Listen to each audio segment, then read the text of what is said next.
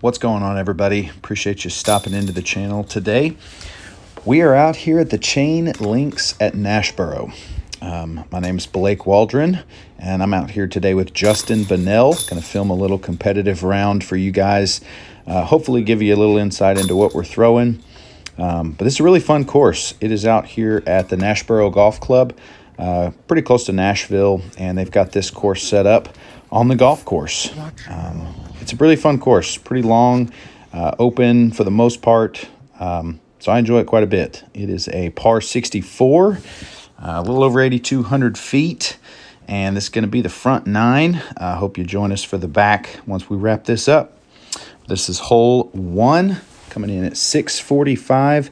You're playing out to this fairway. It's a pretty good shot, really downhill, and you're just trying to put one out in the middle, and we're playing into the woods over on the right side once you get your tee shot. So Justin's throwing an F5, just trying to get something out into the middle.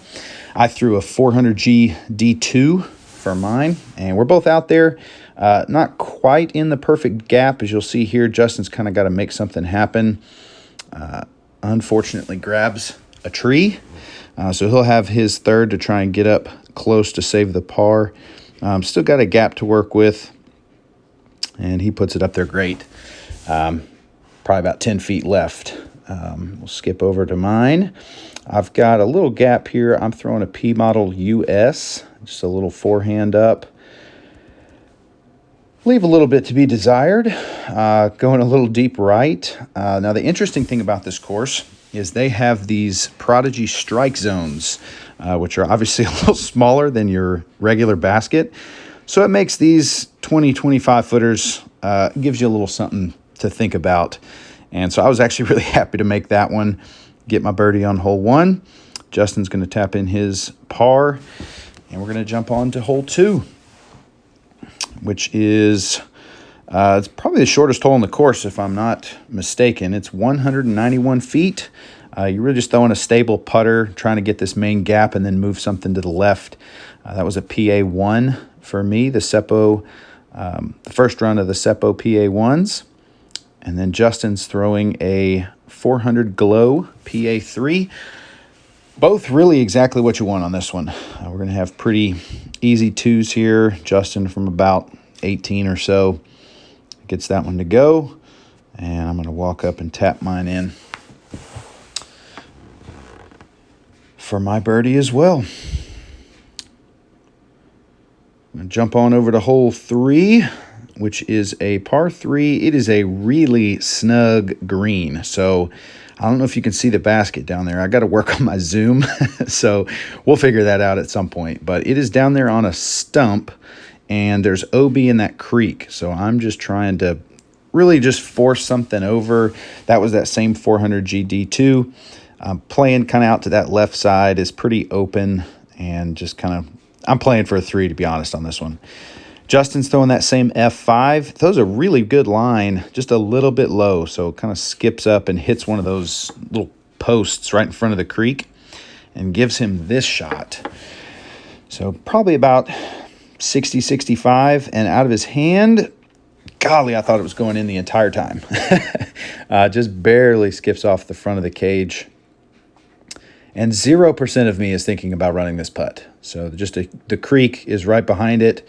And obviously that basket up on that stump is terrifying. So I'm just going to dunk it and take the 3, pretty much what I wanted.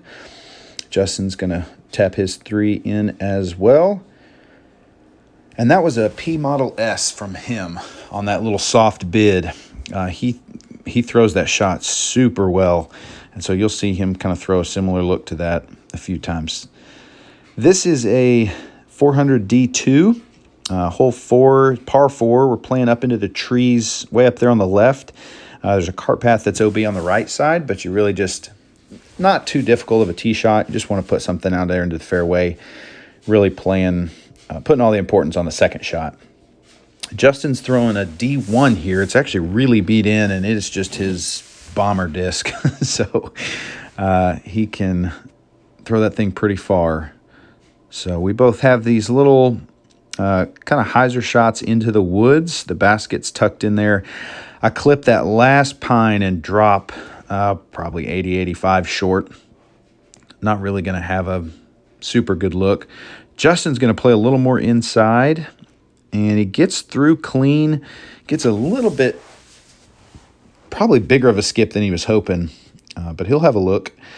So this, and the thing about these baskets, which I think is really interesting, is like normal baskets, I might give this a little half bid, but these, every shot from that range, I just want to be able to dunk it. So I'm putting it as close as I can, really not trying to run it. Justin's got, like I said, a little closer of a look, just a little bit long. That was a PA4 from him. So we're just going to tap in 4s. I think at this point I am 2 under and Justin is 1 under. And hole 5, you've got a couple options here. You can either play a hyzer forehand on the left side, but there's OB the whole way. So I'm throwing it pretty inside. You almost want to saw it off because the green is really snug. The cart path's on both sides and kind of pinches as you get close to the basket. So Justin's going to go up the gut. I want to say this was an M4. I think the Kale run, the signature Kale runs. He throws it great, hits the gap like you want, leaves him this putt here. And grab some chains, but again, you got to hit these like dead center if you really want it to stick. That's kind of the point of them. So I'm going to give mine a go here. Just a little high. Grab some band. So we're pretty close. Take our 3s. I'm walking up to this one thinking this is a good idea to try and film and tap this putt in, and ultimately I decided that's not going to work because you guys really need to see these 3-footers go in. So here's mine, and we're both going to take 3s.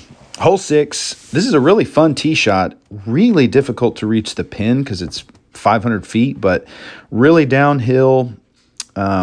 I'm just trying to play something out into the fairway. There's OB way right, but it really shouldn't come into play. And the basket's tucked into those trees way down there on the left. So I turned mine over just a little bit. That was a D2. Justin is throwing a Katrina D1. It's an older one, and it's still got some stability to it. So his bail's out left side, and he's going to have a decently tricky upshot. Here I am up on the hill, just playing something down there. This is my P Model US. And that leaves me about, 15 to 18 feet, which I would love to say I felt really good about. But again, I'm going for dunks. And so makes me think about it a little bit more. Justin's on this left side. Got a forehand approach. He's throwing an A2 here, 300 A2. And almost makes it through, but gets a pretty decent kick. He's up there close enough, definitely in his range. See if he can knock this down for his par. And he does. He sneaks it in there. Par's really fine on this hole, kind of similar to hole 2. It's, birdie feels really, really good, but you're completely fine with a par.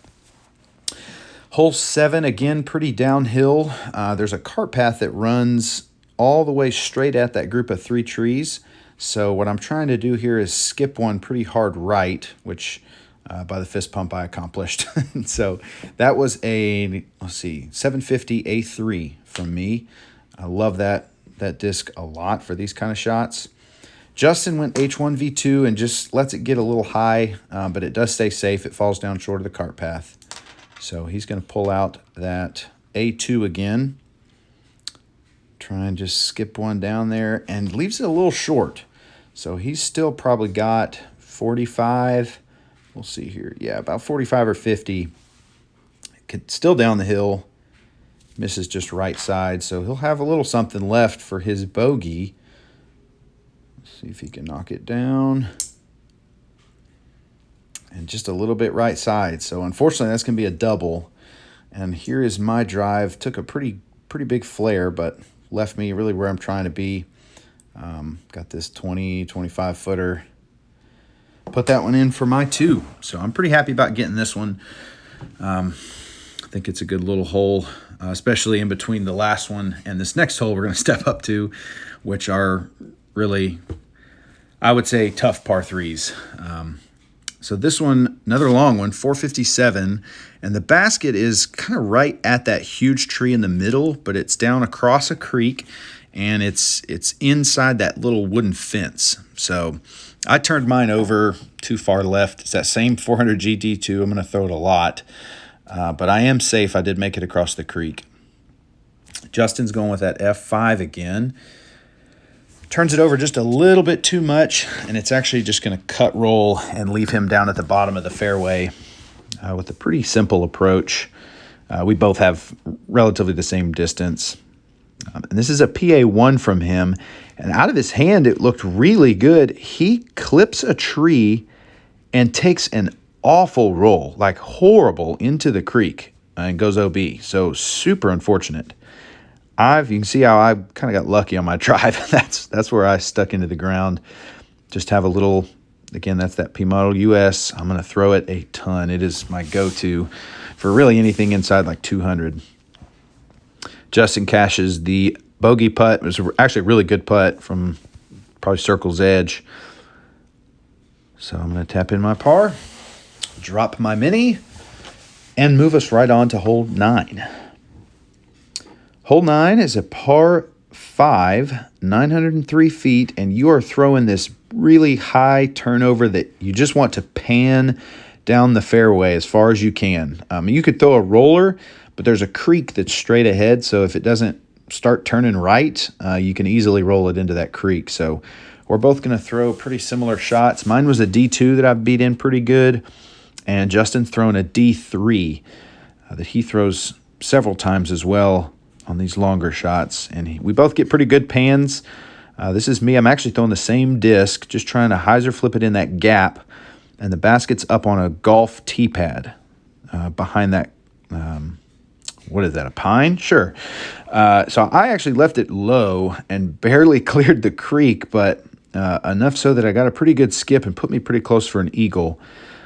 Justin obviously slipped pretty hard. He did get over the creek, though, so he's not OB. Going to bring out that A2, and you can see it's up on that tee box. And unfortunately, it doesn't stay up on the flat part, so it hits that downhill and just kind of skips and puts him to about 35, 40.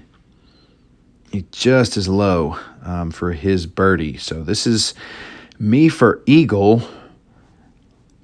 And you want to get these to finish the 9, and I just left it low, doggone it. So I'm going to take a birdie, which is going to put me at 4 under.